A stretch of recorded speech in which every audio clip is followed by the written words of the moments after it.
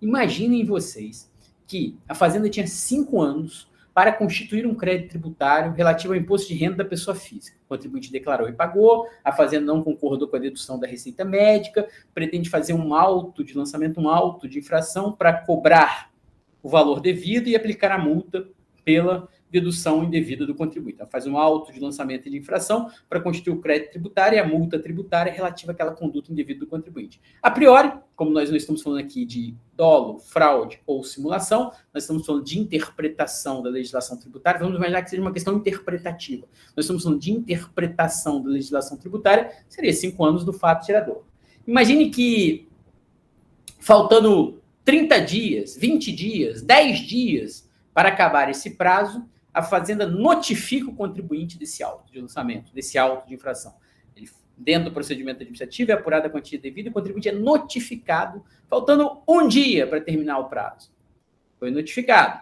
Ele recebe aquela notificação e na notificação vem escrito assim: você tem um prazo para pagar ou apresentar uma impugnação. O contribuinte diz: vou apresentar um recurso na via administrativa, nos termos do artigo 151 do Código Tributário Nacional. Ele pode recorrer na via administrativa, ele pode impugnar aquele auto de infração na via administrativa. Ele apresenta uma impugnação, ele apresenta um recurso, não se conforma com o julgamento da delegacia da Receita Federal de julgamento, vai até o CARF, perde. Vamos imaginar que fosse uma hipótese de CARF ainda. Vai até o CARF e perde, vai esgota a via administrativa. E vamos imaginar que essa discussão dure mais 3 anos. Então vejam, do fato gerador até a constituição definitiva do crédito foram 8 anos. Aí o contribuinte vai dizer: já houve decadência. Porque, na verdade, o prazo decadencial deveria ser de 5 anos para que houvesse a constituição definitiva do crédito. E a constituição definitiva do crédito seriam 5 anos para a Fazenda me notificar e para analisar todos os recursos de acordo com as leis cabíveis. Só que não é isso que está dizendo a súmula, não é este o entendimento do STJ. Por quê? Até quando o STJ conta decadência? Até o momento que eu recebo a notificação. Então, a Fazenda está processando, eu tenho lá o procedimento tendente a verificar a ocorrência do fato gerador, para apurar a diferença devida, enfim, ou para apurar a quantia devida, e eu sou notificado da infração. Aí eu parei de contar a decadência. Eu sou notificado para quê? Para pagar ou para apresentar uma impugnação. Se eu pago, tudo resolvido. Se eu apresento uma impugnação, eu vou ter o início ali, vou ter continuidade daquele processo administrativo. Vai ter uma impugnação, uma fase litigiosa relativa ao crédito tributário, uma discussão se a quantia é devida ou não. Então, vamos imaginar que eu esteja numa hipótese em que eu recorra, em que eu apresente essa impugnação. Vejam que tudo que acontece depois da notificação que eu recebi, a priori não vai ter relevância aqui no que diz respeito à decadência. A decadência vai contar do fato gerador ou do primeiro dia do exercício financeiro até a data que eu recebo essa notificação. Bom, abriu o processo administrativo, demorou 10 anos para que fossem julgados todos os recursos. Ocorreu decadência? Não, porque a decadência é contada até a notificação. Ocorreu a prescrição, porque passou mais de 5 anos da constituição do crédito, para que ele pudesse começar a ser cobrado na via judicial? Também não vai ocorrer a prescrição. Por quê? Porque flui, voltando para a súmula agora, flui a partir da notificação, em princípio, o prazo prescricional. Só que, de acordo com o Código Tributário Nacional, artigo 151, esse prazo fica suspenso até que sejam decididos os recursos administrativos. Então, em matéria tributária, nós não temos, em regra ou em tese, prescrição intercorrente na via administrativa. Porque, ou bem a Fazenda constitui o prazo durante os 5 anos, e aí nesses 5 anos eu estou contando a decadência, ou ela não constitui. Se ela não constituiu nos 5 anos, decaiu. Se ela constituiu nos 5 anos, o crédito já está definitivamente constituído. Recebi a notificação, vale até a notificação, não é só até o lançamento, o contribuinte tem que ser notificado. Foi notificado? Está constituído.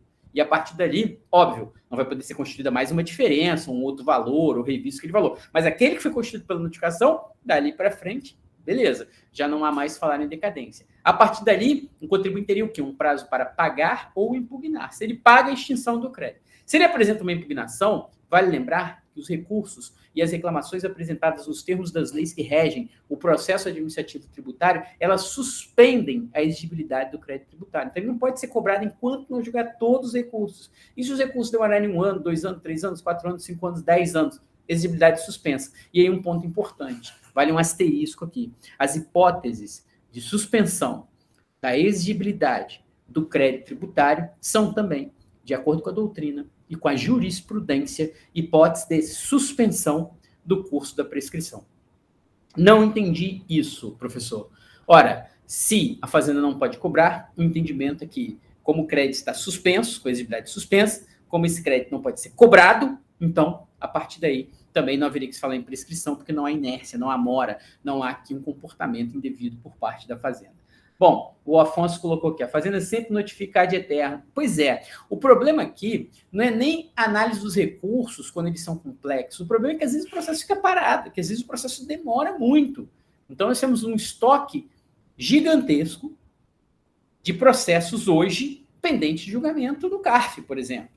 Então demora a ser analisado o recurso, demora a ser distribuído para uma turma, para uma Câmara, demora a ser analisado, demora a ser julgado, demora muito para ser analisado. E aí o Superior Tribunal de Justiça firmou o entendimento no sentido de que não haveria aqui prescrição intercorrente na esfera administrativa.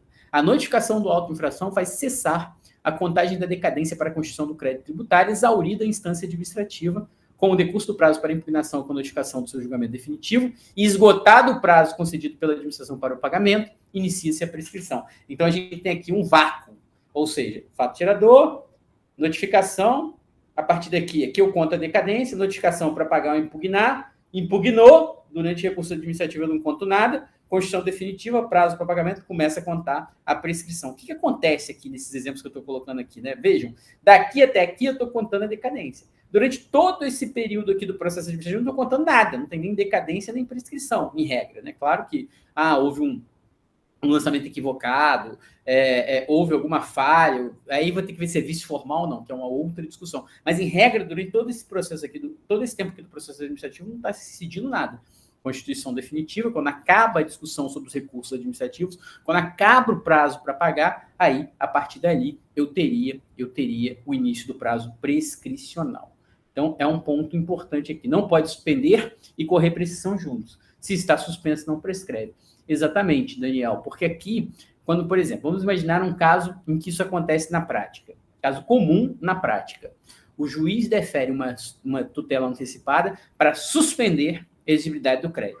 O crédito já foi discutido na via administrativa, já está definitivamente constituído, já está no prazo para ajustamento da execução fiscal, né, já começou a contar a pressão, o juiz deferiu a liminar. Agravo de instrumento, tribunal manteve o deferimento da liminar. Juiz julgou procedente o pedido. Apelação da União. Julgada a apelação, foi para o STJ. STJ manteve, foi para o Supremo Tribunal Federal. O Supremo deu razão à Fazenda.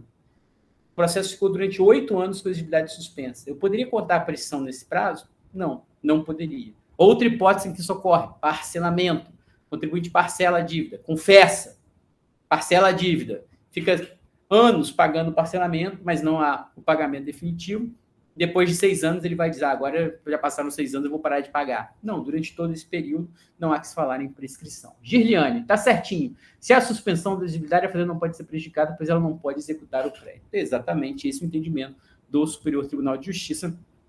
E o problema é esse período intermediário. Por que esse período intermediário é um problema? Porque, vejam, meus amigos, como o crédito tributário ele tem uma vida longa no Brasil, né? Um longo percurso para fins de se chegar ao Poder Judiciário. É por isso que nas execuções fiscais, muitas vezes o crédito que chega já é um crédito antigo, já é um crédito desgastado, muitas vezes a pessoa jurídica já não existe mais, já deixou de existir. Por quê? Porque você imagina que a fazenda tem 5 anos para lançar. Notificou o contribuinte do lançamento, ela não tem nem prazo para concluir o processo administrativo. Vamos imaginar que demorou 10 anos, mas demorou 4 para lançar, demorou 6 anos de processo administrativo. Ela tem mais 5 para cobrar. Então, pode estar sendo executada hoje uma dívida de 15 anos atrás, ou mais, de 20 anos, de 30 anos. Claro que eu estou exagerando, mas, enfim, esse período sem prescrição intercorrente faz com que haja a possibilidade de haver um longo lapso temporal entre a ocorrência do fato e a cobrança definitiva da dívida.